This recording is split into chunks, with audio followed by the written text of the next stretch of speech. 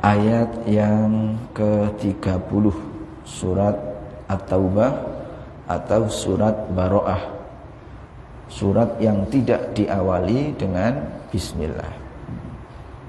Kalau sengaja membaca bismillah di awal surat, menurut jumhur ulama dihukumi haram. Kalau di tengah-tengah dihukumi makruh. Maka yang tepat mengawali membaca surat Baro'ah itu hanya menggunakan ta'awud, baik di awal atau di tengahnya.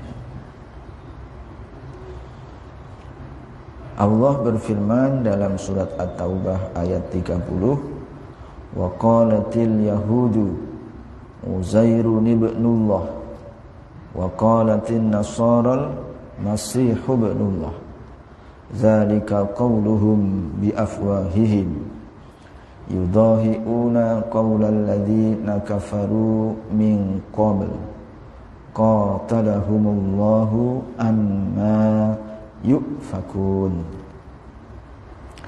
Kalau terjemahnya, orang-orang Yahudi berkata Uzair itu putra Allah. Nah, orang-orang Yahudi mengatakan Nabi Uzair itu anaknya Tuhan, anaknya Allah. Sedangkan dan orang-orang Nasrani mengatakan atau berkata Al-Masih itu putra Allah. Demikian itulah ucapan mereka dengan mulut mereka. Mereka meniru perkataan orang-orang kafir yang terdahulu. Dilaknati Allah lah mereka. Bagaimana mereka sampai berpaling? Nah, kita kalau hanya baca terjemahnya, kita nggak akan dapat apa-apa. Nah, itu secara terjemahnya. Asbabun nuzulnya atau yang menjadi asbab ayat ini turun. Dalam suatu riwayat dikemukakan bahwa Salam bin Muskam, Nu'man bin Aufa, Muhammad bin Dihyah, Syas bin Qais, dan Malik bin As-Saif menghadap Rasulullah sallallahu alaihi wasallam.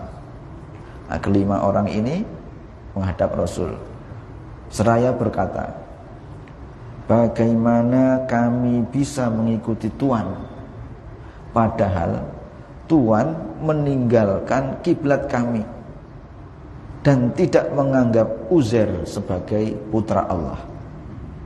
Berkenaan dengan peristiwa tersebut turunlah ayat 30 ini yang menegaskan bahwa ucapan Yahudi itu sama dengan ucapan kaum kafir sebelum mereka yang telah dibinasakan oleh Allah.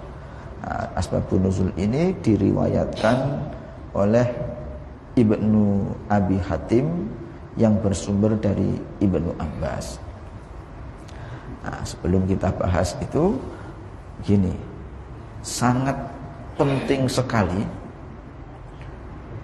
dalam beragama itu, selain kita mengedepankan iman, kita juga menggunakan akal. Kudu cerdas, biar tidak gampang diombang-ambingkan oleh pendapat yang satu, pendapat yang lain. Itu masih aman kalau pendapatnya benar. Kalau kita hanya digiring untuk alat, bisa jadi untuk alat politik menggunakan ayat. Nah, mengenai ucapan orang Yahudi tadi yang mengatakan Uzair itu anak Allah, anak Tuhan, atau tentang orang-orang yang berpendapat bahwa berhala itu sebagai Tuhan. Kita mikirnya begini, misal hidup di zaman itu oleh Rasulullah sudah diajari berhala dipahat dari batu, terus yang mahat juga manusia. Nah, mengapa berhala itu bisa dianggap sebagai Tuhan? Karena ada kalimat yang disematkan, yang diikrarkan bahwa dia itu Tuhan. Gitu. Dia menjadi Tuhan itu sejak ada kalimat yang menyatakan, yang mensakralkan berhala ini. Nah ini kalau dia mau berpikir lebih jauh, lebih pakai akal sehat, pasti akan berubah. Berubahnya begini, memahat berhala dari batu. Terus ada orang, ini apa?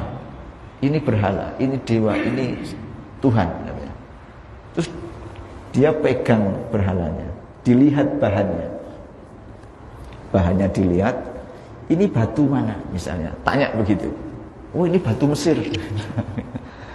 Wah, kenapa tidak pakai batu Magelang saja misalnya, atau batu Bali, bahannya lebih berkualitas. Nah, ini sudah pelecehan tersendiri. Dari segi bahannya saja Tuhannya sudah terlecehkan. Itu kalau mau mikir, kok pakai batu Mesir, maksudnya pakai batu Indonesia lebih terjamin, yang negaranya banyak gunung-gunungnya. Nah, Tuhan sudah kalah di situ, Tuhannya sudah kalah di situ, baru dari segi bahan. Nah, padahal di zaman itu bikin Tuhan itu sesuai dengan budget, ya kan? Kalau budgetnya besar ya bisa dari batu yang indah, yang asli. Tapi kalau budgetnya minim ya dari roti. Sayyidina Umar itu pernah bikin Tuhan dari roti, dibawa kemana-mana. Terus kalau lapar dicuil kupingnya, dicuil untune dimakan. Ya makanya disebut jahiliyah kan begitu. Maka akal itu anugerah yang luar biasa, yang bisa mensterilkan.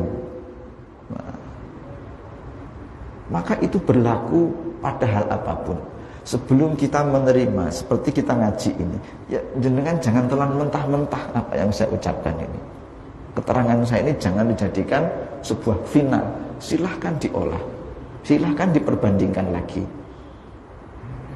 Jangan, oh ini dari kajian Ibnu Battutah, masjid yang viral itu.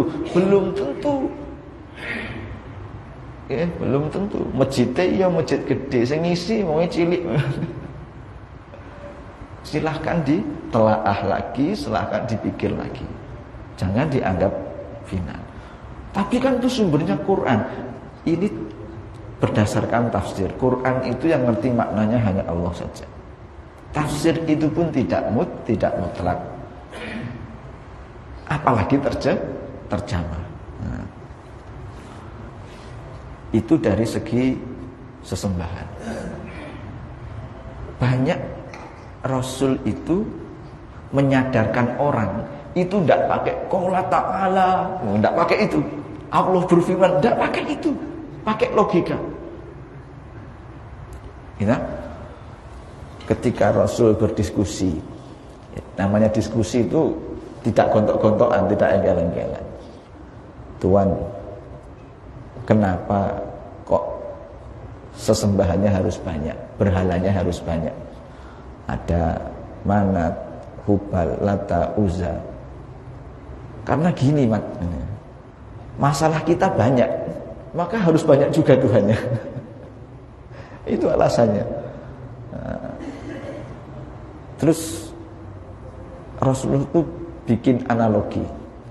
Tuhan, kalau sampean saya kasih budak atau pembantu yang paling hitam, terus nggak bisa kerja, orangnya tuli, orangnya buta, orangnya bisu, mau nggak? Ya nggak mau lah, Mat. Buat apa katanya? Lah ya, budak aja sampean nggak mau nerima yang kayak gitu. Ini kan sama ini. Dia tuli, dia bisu, dia buta, dia nggak bisa ngapa-ngapain. Loh, itu pakai begitu. Terus iya ya, mikir. Terus ikut Rasul. Nah, kita itu kadang lebih mengedepankan emosi kita ketika ada kalimat itu yang tidak nyaman kita dengar mengenai kepercayaan kita. Nah, dengan dasar Rasul itu kalau yang dihina pribadinya, dia diam saja. Tapi kalau yang dihina agamanya, itu Rasul. Awake dhewe iki duduk Rasul, terok-terok kuwi bar bermasyarakatnya. Diskusi saja. Jadi tidak pakai emosi. Dengan itu orangnya menjadi sadar. Nah, begitu juga dengan ini tadi. Baru dari segi bahannya saja itu sudah bisa mengakibatkan pelecehan. Kenapa tidak pakai batu Indonesia? Atau nanti ada studi banding berhala Arab dengan berhala Indonesia, kualitasnya bagus mana? Nah, ini sudah pelecehan lagi. Tuhan kok diadu bahannya. Tidak enak itu. Kan tidak enak. Maka ayat ini menegaskan bahwa mereka itu ingin menghancurkan Islam itu hanya lewat kata-kata saja. Islam itu tidak bisa dihancurkan. Mengapa demikian? Orang kafir mungkin bisa mengalahkan orang Islam, bisa membunuh orang Islam, tapi tidak pernah bisa menghabisi Tuhannya orang Islam. Gitu. Karena apa? Karena Allahu la ilaha illa huwal hayyul qayyum. Tuhannya orang Islam itu Tuhan yang maha hidup, Al-Hayyu Al-Qayyum, yang tidak pernah mati dan tidak akan mati. Nah, kalau orang Islam bisa berperang mengalahkan lawannya orang kafir, itu sak Tuhan-Tuhan entek. Ya, sak Tuhan-Tuhannya habis kalah. Nah, kalau kita kalah perang, ya cuma kita yang kalah. Tuhan kita tetap Allah. Di dunia Tuhan kita Allah, di akhirat Tuhan kita ya Allah. Kita kalah mungkin perang, tapi Tuhan kita tetap yang maha kuasa, maha hidup. Nah, kalau buktinya apa? Namrud mengaku sebagai Tuhan. Namrud kalah, berarti Namrud yang mengaku Tuhan, Tuhan-Tuhannya hancur, kalah, binasa. Fir'aun mengaku Tuhan, binasa. Berarti begitu kaum kafir kalah, binasa sekalian Tuhannya. Lah kalau kita kalah, ya kita saja yang kalah, Tuhannya tetap menang, nanti diberi kemenangan lagi. Ini meskipun kita punya Tuhan yang maha hidup, kita juga tidak selalu menang. Contoh yang sudah di luar itu, Palestina lah taruhlah, itu dikuasai Nebukadnezar ratusan tahun. Ya apa enggak? Enggak. Setelah Nebukadnezar selesai, ganti dikuasai era Sayyidina Umar. Setelah era Sayyidina Umar, kalah lagi kita di perang salib 2 itu kita kalah. Gitu. Jatuh lagi ke tangan lawan. Gitu terus. Jatuh ke tangan Persia, jatuh ke tangan Romawi, bergantian. Palestina dikuasai Nebukadnezar lama sebelum itu. Terus sampai tahun 66 era Pangeran Nawab, jatuh lagi ke tangan Simon Peres sampai hari ini. Nah,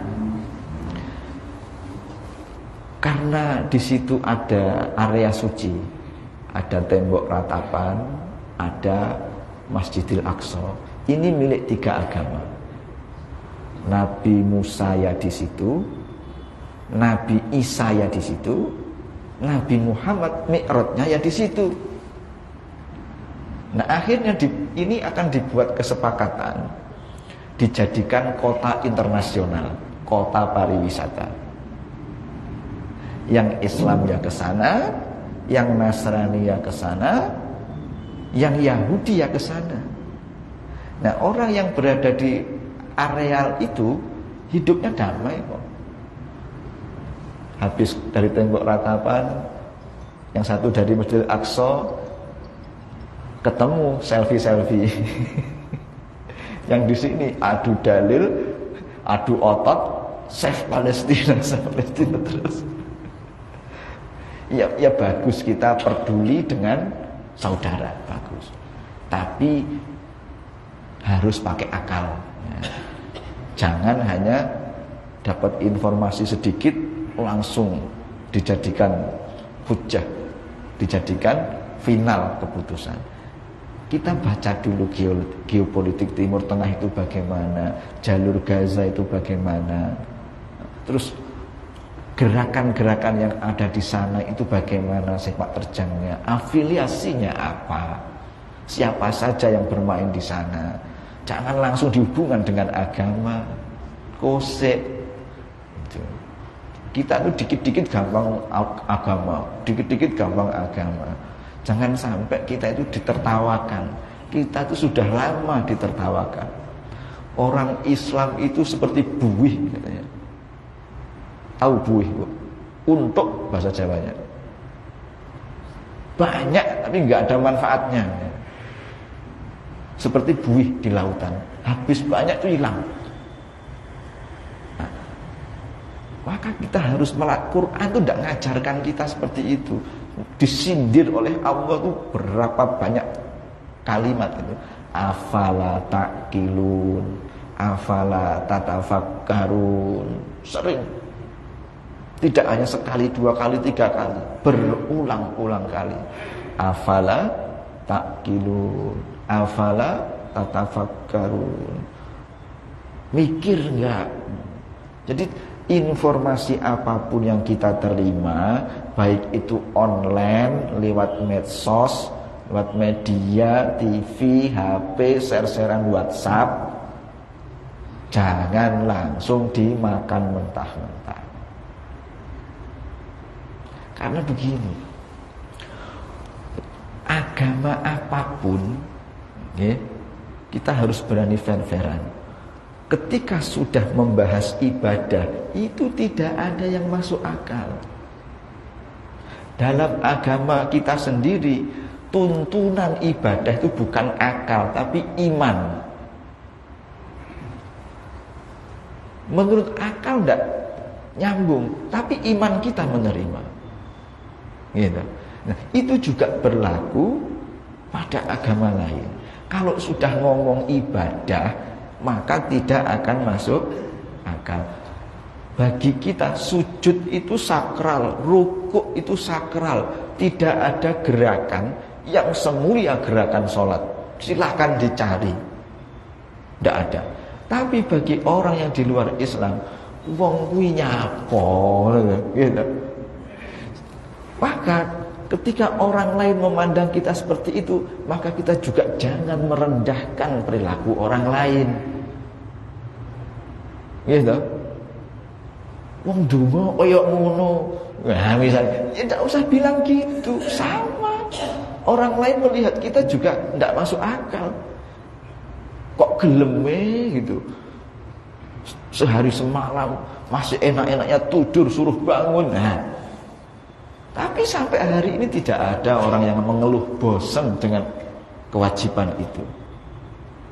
Ini kalau sudah menyangkut ibadah, keyakinan, itu semua agama itu bukan akal patokannya, iman langsung. Iman.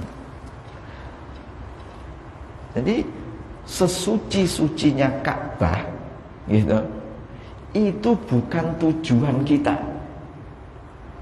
Meskipun Ka'bah itu hancur, nggak ada, tidak masalah. Kalau fokus kita itu iman kepada Allah, bukan iman kepada Ka'bah. Tapi terkadang kita itu baru ada orang, misal bikin provokasi di medsos, menyobek gambar Ka'bah misalnya, itu emosi awake dhewe. Agama itu yang jaga Allah langsung. Gitu. Agama itu sudah dijaga oleh Allah langsung. Di tangan siapapun itu tidak ngefek, tidak pengaruh. Jadi kita nggak usah sok-sokan paling ngurusi agama gitu loh. Pengurus kayak saya yang ini kalau nggak ada saya nggak bisa Islam ini. Nah, Islam nggak bisa berkembang kalau nggak usah ngono gitu loh. Sebelum ada kita, Islam terus jalan. Nanti nggak ada kita, Islam itu akan tetap jalan. Gitu. Nggak usah sok-sokan paling ngurusi Islam. Gitu. Biasa saja. Beragama itu slow. Beragama itu menyenangkan. Beribadah itu menyenangkan. Kalau memberatkan, nah, lihat dulu, dicek. Kitanya dulu yang dicek. Atau ada pemahamannya yang dicek. Ibadah itu mestinya menyenangkan. Mengapa menyenangkan? Berkomunikasi dengan kekasih itu menyenangkan apa tidak? Kudune menyenangkan harusnya. Kalau berkomunikasi tidak menyenangkan, pasti bukan kekasih. Kita sujud itu berkomunikasi dengan kekasih yang maha pengasih. Kok tidak menyenangkan, kok tidak menyejukkan? Ya dicek ini. Perangkatnya dicek, ada yang konsep mungkin. Atau pemahamannya yang perlu diriset ini. Diset ulang. Nah, maka ngaji ini itu bisa jadi alat meriset perangkat-perangkat yang sudah tidak berfungsi atau gagal fungsi. Ngaji itu menyejukkan, menenangkan, menenteramkan. Habis ngaji ya bawaannya enak, lihat teman seneng, lihat tetangga adem, apapun bentuk perilakunya.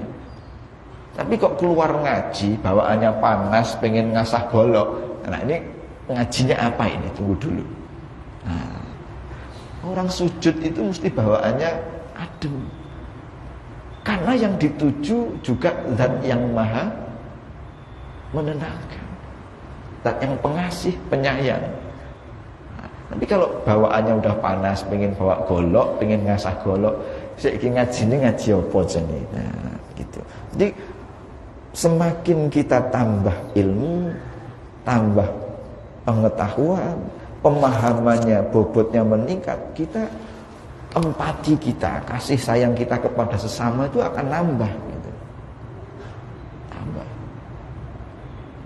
Jadi kembali ke ini tadi, bahwasanya ketika perilaku ibadah dalam agama apapun itu akan keluar konteks akal, gitu. Orang di luar kita melihat kita nggak makan dari mulai matahari terbit sampai matahari tenggelam, itu heran, apa nggak mati tuh Pak Haji? Nah, kita biasa saja.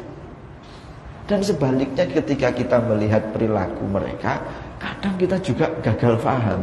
Itulah contoh begini, kita punya masalah yang berat, gitu, perut tumpuk-tumpuk pikiran sampai notok jedok, sampai kanan mentok kiri, mentok bawah, mentok depan belakang, nggak ada solusi. Solusinya apa coba? Ya ayyuhalladzina amanusta'inu, mintalah pertolongan bisobri wassalah. Nah, secara akal nyambung enggak ini? Solusi dari Allah dengan masalah yang kita hadapi.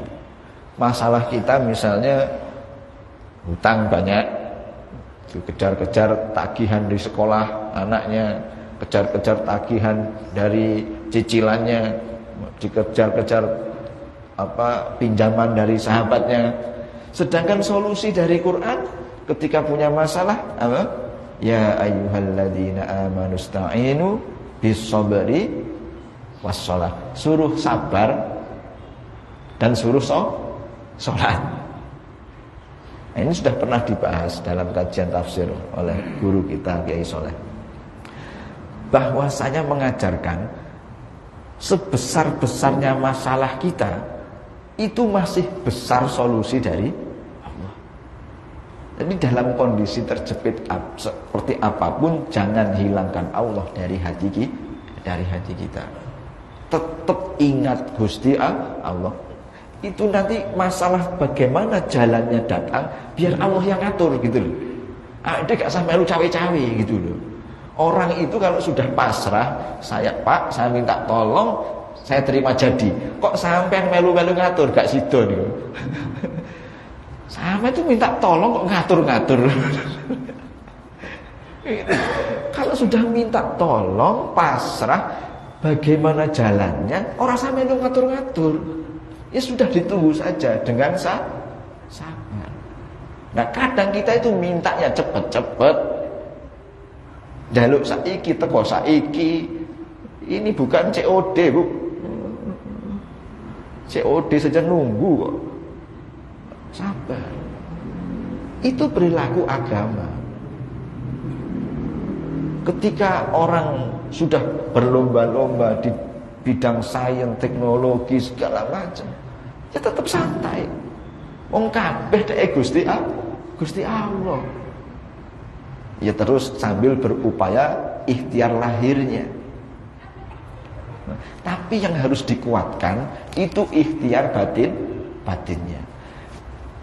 Anda bisa teliti, bisa analisa, ya, bisa telaah atau apapun observasi orang yang punya kedudukan, punya harta, punya jabatan kok awet, itu pasti punya satu perilaku religius.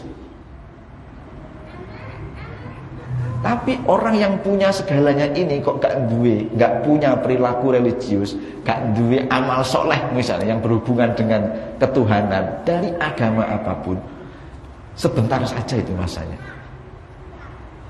Masanya hanya sebentar. Silakan diamati sendiri. Dan itu kita terapkan pada diri kita. Orang yang punya posisi, kedudukan, jabatan, punya harta, kok tidak punya andalan atau perilaku religius lah bahasanya, itu cepat gulingi cepat. Dan sebaliknya, orang yang secara kasat mata berperilaku buruk, pokoknya apalah istilah buruk, kok dia punya satu amalan unggulan atau perilaku religius unggulan, itu bisa membawanya pada pertobatan. Silahkan dibuktikan, dianalisa sendiri. Tak contoh nih, gue dikira cerita. Pokoknya wong, siapapun orangnya, kok punya amalan unggulan itu pasti akan awet. Banyak riwayat-riwayat kisah-kisah itu ahli maksiat yang menemukan pertaubatannya itu karena ternyata dia punya ibadah atau amalan unggulan. Sampai ada yang jenazahnya itu yang menyolatkan nabi dan yang menyolatkan itu wali. Nah, jadi pentingnya akal itu jangan sampai dianggur nih, Pak. Lek nganggur akal niku bawa kerene bos. Jadi sayur otak nanti. Jadi disindir Gusti Allah, afala taqilu, afala tatafakkaru. Kita dengan belajar mengenal ayat-ayat Allah, bahwasanya ayat-ayat Allah itu milik Zat yang Maha Pengasih, Maha Penyayang, dengan harapan dada kita dilonggarkan, gitu.